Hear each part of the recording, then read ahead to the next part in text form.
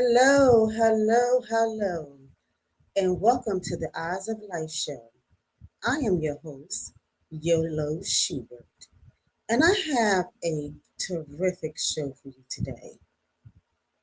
This show is going to be about voting rights, and with everything that's going on in the world, and with the elections coming up, it is important for us to get out there and vote. And I want to bring some information to your attention on how minorities were able to vote and why it's important for us to get out there and vote. If you're not registered, please get out there and vote. If you need help, somebody to show you how to register, go to your local uh, community center. If you want public assistance, go to your county assistant office so they can also help you to be able to get the application so you can have the right to vote. It is important. And this is why I want to talk about today minorities voting rights and the importance to vote, the 15th Amendment to the U.S. Constitution.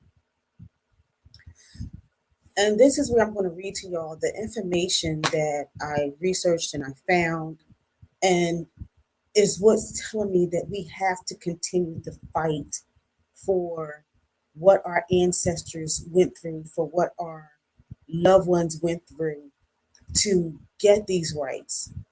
Now, I say minority because it's for all minority, but at the time of the Constitution, it stipulates it's mainly talking about blacks in America, not Latinos, Asians, but we are all considered minority. And this is some of the things that I want to bring to your attention so you know how important it is to actually get out there and vote. To former abolitionists and to the radical Republicans and Congress who fashioned Reconstruction after the Civil War, the 15th Amendment enacted in 1870 appeared to signify the fulfillment of all promises to African Americans to set free by, now you get that, set free by the 13th Amendment. And this is why I said it's not talking about the Asian, the Latinas, uh, it's talking about African Americans, because back then it was the African Americans who was fighting for freedom in this country.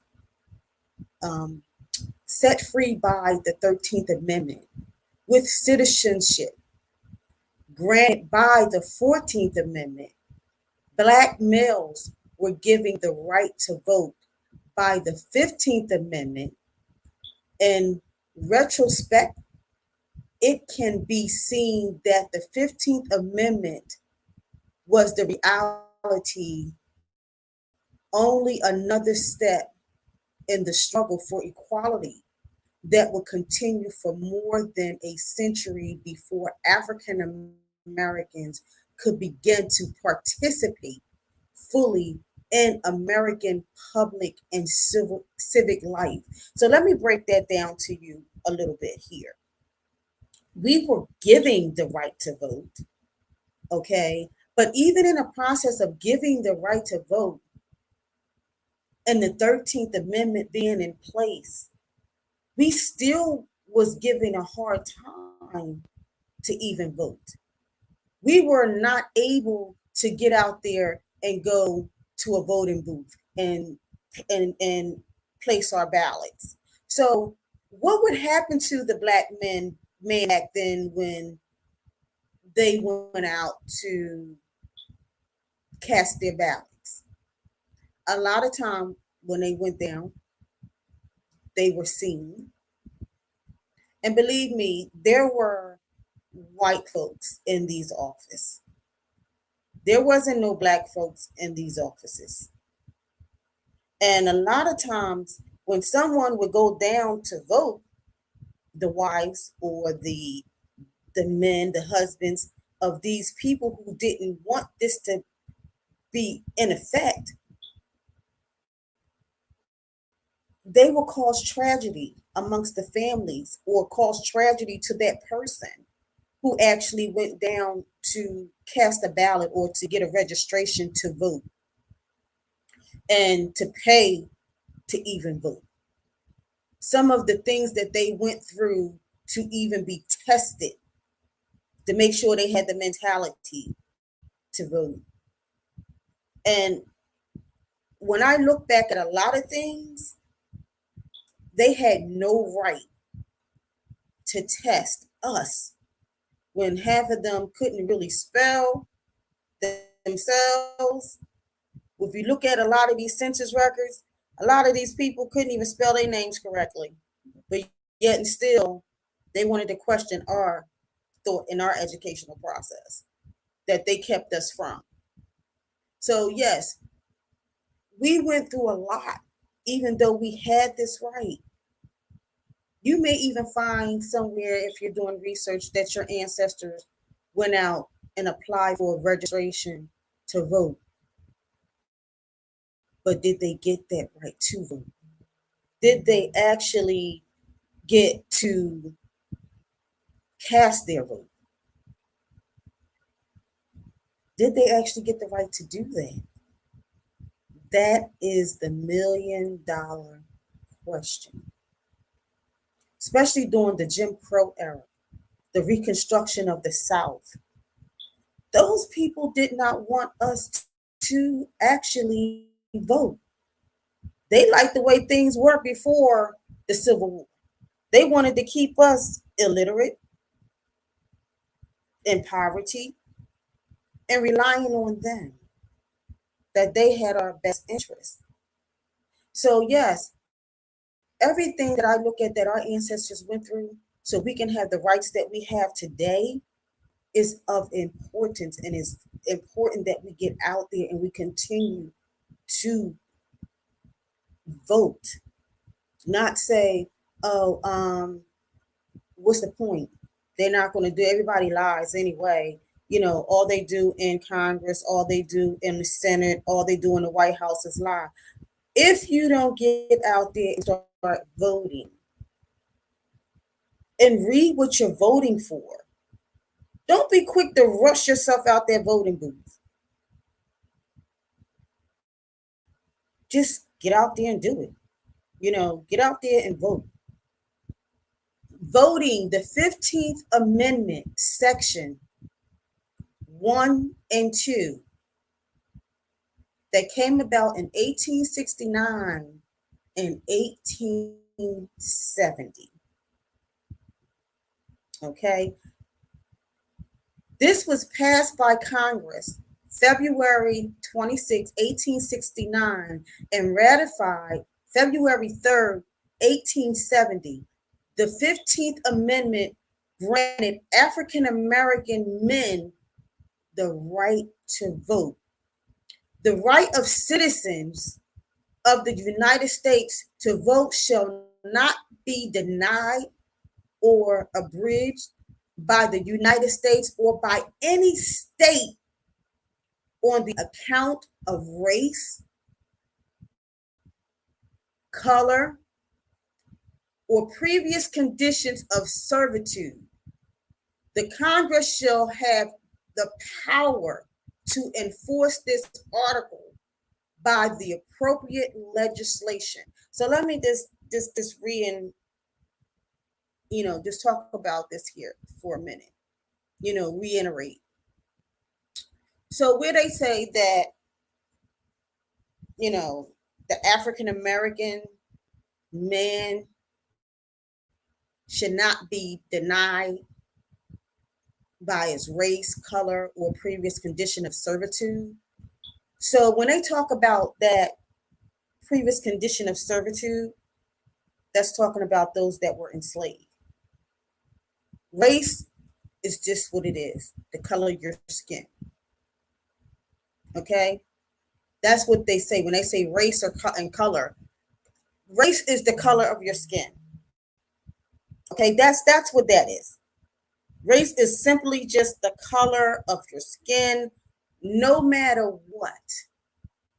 That's what it is. Servitude is talking about slavery. Those that were under servitude way before slavery existed. They weren't even living at the time when this was done. Some of it was already here at the time of 1619. So instead of them saying slaves, they say servitude. Okay. And the fact that the Congress can enforce this, but did Congress really enforce it? How much did Congress stand by and sit by the wayside and watch African Americans be tormented, beaten, hung, their wives beaten, their children beaten, or their families threatened, houses burned? Some of them hung because they wanted to have their rights to do what Congress said they were able to do. Congress said that they were able to vote. They had the right, the means to get out there and do it. But did they really enforce it? Did they allow the law to uphold this legislation? How many people did die? How many police officers stood by and watched these families of these African people get beat and then turn an eye? They don't see. I didn't see, really. Or they had people arrested under false pretenses. So tell me why, since this was put in place, that our people had to suffer and go through so much suffering for rights that was given to them. And that was just the men. The men was going through this. The women didn't even have a right to vote yet. So let's get that understanding. They couldn't even vote. They were only supposed to be one thing, or say two things. You know, the mother and the cook. Keep the house clean. The helpmate. That's what women were for. They shouldn't have these rights to vote. So the women wasn't voting then. So let's talk about the women and their rights. So how do you think women felt because they were not able to vote? For me, I know I'd have felt like, okay, why can't I vote? I have a voice. I have an opinion. But you didn't have an opinion. I don't care if you were black or white. You did not have an opinion as a woman. And you didn't vote. Your husbands voted, but you weren't voting. You didn't get that right to vote. Now, and I'm not including white women in the struggles of what it took for black people to get out there and fight their struggle. No, because see, the white women, their husbands didn't have a problem to get out there and vote. They could get out there and vote. And for those that were mulatto that can pass, for those that were mulatto and they went out there and they passed to vote, they will put white on their voter registration application. They would not even put an inkling of a lead to allow them to realize that they were not white. They wouldn't dare put mulatto down on a voter's application. They wouldn't do it. Why? Because that's still incorporating that black DNA, that black blood that's mixed with that white blood. So that black blood mixed with that white blood, that's going to give you grief. So a lot of those people that were mulatto that can pass, that's what they did. They passed. They went on and they made a way for themselves. And some never spoke of them being mulatto. Some of them children, grandchildren, great grandchildren, generations down the line, still had no idea that their ancestor was mulatto unless they go take their DNA on one of the DNA websites and then they see that, oh, I got that 1, 2, 3% black blood. What the what? What the what? Uh-oh. What's going on here? So yes, you know, that happened. But for our people having that right to vote, you know, it was such a harsh struggle. It was such a harsh fight. I mean, shoot, we couldn't even sit at a restaurant counter, and you talk about letting us vote. So yes, our men went through so much for that right. Now that didn't stop them from like putting them to war. They had to go in war. They can go to civic. Do your civic duty. You know, you can fight in a civil war. You know, all that, but that voting thing. Mm-mm. So let's talk about the women now. Our rights to vote. The 19th Amendment to the Constitution, women's rights to vote as of 1920, passed by Congress June 4th, 1919, and ratified on August 18th, 1920. The 19th Constitution granted women the rights to vote. Wow. From 1870 all the way to 1920. Think about how many years that is. And it wasn't like we wasn't fighting to vote. We were fighting to vote. Okay?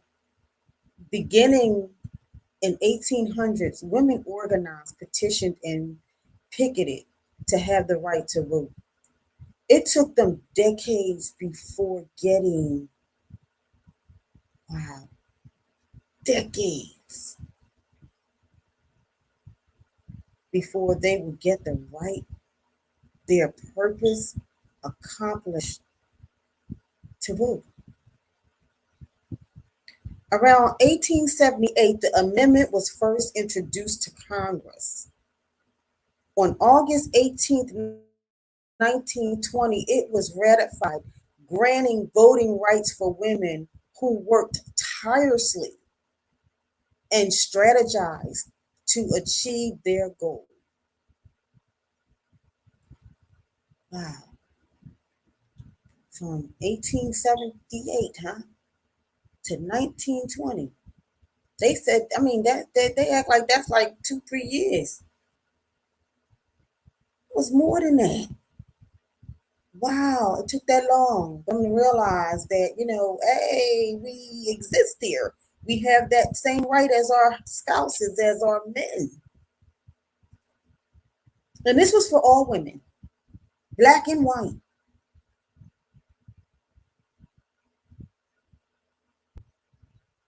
As I said, on August 18th, 1920, it was ratified, granting voting rights for women who worked tirelessly and strategized to achieve their goals. Some pursued a strategy of passing suffrage act in each state. So it came out like it was a suffrage act that the women proclaimed to allow them to be able to have voting rights. Okay, so the strategy of passing the Suffrage Act in each state was done. However, 9 Western states adopted the suffrage legislation by 1912, before 1920, but they didn't put it up until 1920, where other states challenged the male only voting laws in the courts of their state, their counties. They challenged that. Men was enough. They didn't need women, but they challenged it. Some women used the suffragists with a more confrontational tactic, such as picketing, silent vigils, and hunger strikes. These women did that for us. Their supporters were met with serious, harsh resistance. Some were put in jail, and some were physically abused, just so we can have that right. In 1916, almost all the major suffrage organizations were united and behind the goal of the constitutional amendment. When New York adopted women suffrage in 1917, President Wilson changed his position to support the amendment in 1918. And that's when the political balance began to change in favor of the Suffrage Act. So now, since the president, and it's crazy how it takes one person to get other people to make a change. How we follow like puppets on a string. We follow people. We can't have our own mentality, our own mind to see that what they're talking about and what they're trying to do is right. It's their human right. They have that human right to say this person has a right to vote. This person should vote. you know. So that's one thing. Why you couldn't see that before President Wilson? Wow. These are things that I think is crazy that we sit and we follow. And it's like, oh well, so and so passed it, then I'll pass it. Then I'll be okay with it. But I need to see somebody else do it first. I don't want to be the first. Well, you should want to be the first. I know I want to be the first.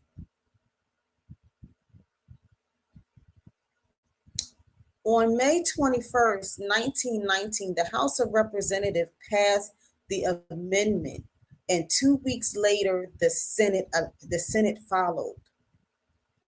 When Tennessee became the 36th state to ratify the amendment on August 18th, 1920, the amendment passed its final hurdle of obtaining the agreement of 3/4 of the states. We had to get 3/4 of the states, y'all, in order for us women to vote. Three-fourths of the states we had to get for us to vote. The Secretary of State in Bainbridge Colby certified the ratification on August 26, 1920, changing the face of the America electorate votes forever. So this guy, Bainbridge, he changed the way the electoral votes were done because of now women being able to have this right to vote. If we didn't have this right to vote, then I wonder where would we be? What would we, how would we be able to deal with things? We'll be able to speak and have our own voice. This is a wow moment. Like, wow. So that means we don't be able to vote. So that means we didn't have a voice, basically. Let's talk about what the civil rights did and you know what the Civil Rights Act of 1965 did. This act was signed into law on August 6, 1965 by President Lyndon Johnson. It outlawed the discriminatory voting practices adopted in many southern states after the Civil War, including literacy tests as a prerequisite. Excuse me, as a prerequisite. Sorry, I can't get the word out. Prerequisite to voting. Okay, so what this means is, if you heard me when I said this before, when I talked about the men, when voting first came out, they had to learn, take a test to see if they were able to vote. So that was considered a literacy test. So really not knowing what was on that test, but I can just imagine. I can imagine what that test probably looked like for them to give us a literacy test.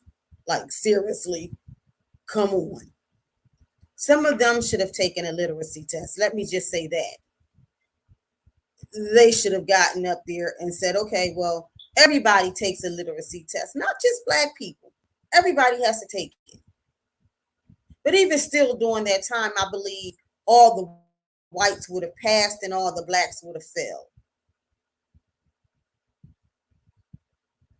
Once again, Congress put this in place, but yet and still, we're still being treated unfairly. It's not fair. It doesn't make sense. It really doesn't.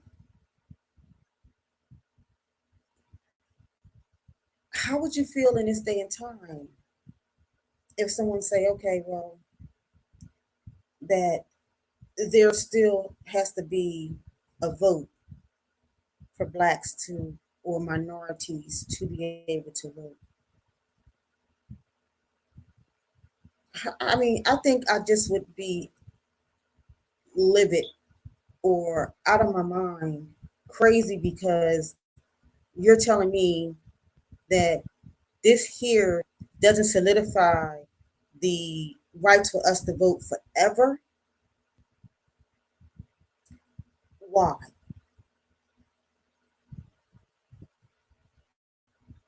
What is in the Constitution is in there. There's no ending date on it. But yet, at one point in time, there used to be a bill where it had to be voted on every so many years. I don't know if it was a decade or how many years it took that Congress and the Senate would have to vote for black people to continue to have the rights to vote. And I want to say this in closing. I would like to say the more minorities that keep themselves out of trouble and out of the courtroom and out of trouble with the law, the better chances we have of making America better for the lower and middle class people of this country by voting Democrat. Republicans are already rich. They only care about the upper class. They don't care about the people that's down here struggling, that's getting losing their jobs and just barely making it off of unemployment and fighting and find the next job. They don't care. Let me just say that. They don't have a care in the world. And my reasons for saying this is related to a finding on how many Americans lost their rights to vote. What percentage of Americans are disenfranchised? And this was like mind-boggling to me when I saw the amount of people, the amount of numbers that they placed here of Americans that were black and minority, that lost their right to vote. And in 2016, 6.1 million individuals were disenfranchised on the account of a conviction. 2.47% of voting ages citizens.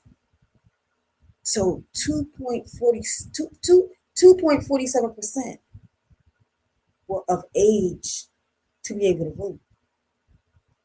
As of October 2020, it was estimated that 5.1 million voting age citizens of the United States were disenfranchised. Okay, they weren't able to vote in the 2020 president election. So why do I say this? Because we up at another president election. We need to keep our nose clean.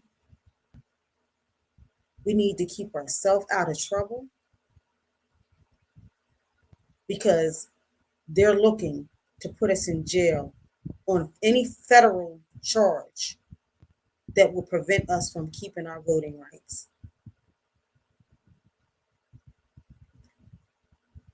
I hope you enjoyed the show. And for those that are going to watch the retake, please leave a comment. Tell me how you feel about voting. Let me know that you're going to share this with your children, your grandchildren, because we've raised our children. Our children, some of us that are almost 60 years old, our children are almost grown. If they're not already grown, we're looking at our grandchildren. And that's who we need to really pour this into, letting them know the importance of them voting because it's important. Because if they take away that, if they see we're not voting, what's the point of us having it? And it's not going to say, oh, they're going to take it away over here. No, they're going to take everyone's vote, every minority, every black, because that Constitution say black. It didn't say Latino. It didn't say Asian. It didn't say Chinese. It didn't say Japanese. It didn't say Native American. It said black. And let me tell you, if you even Latino and black, white and black, you still got some form of black. Either way, it will apply. And there's nothing in a religion standpoint that says you don't have the right to. I don't care if you're Baptist, Methodist, Muslim. There's nothing that says you can't vote. There's nothing that says you can't get out there and exercise your right to vote. So I want to thank you for joining me in the Eyes of Life show. I am your host, Yolo Schubert, and thanks for watching. Everybody have a good and blessed evening.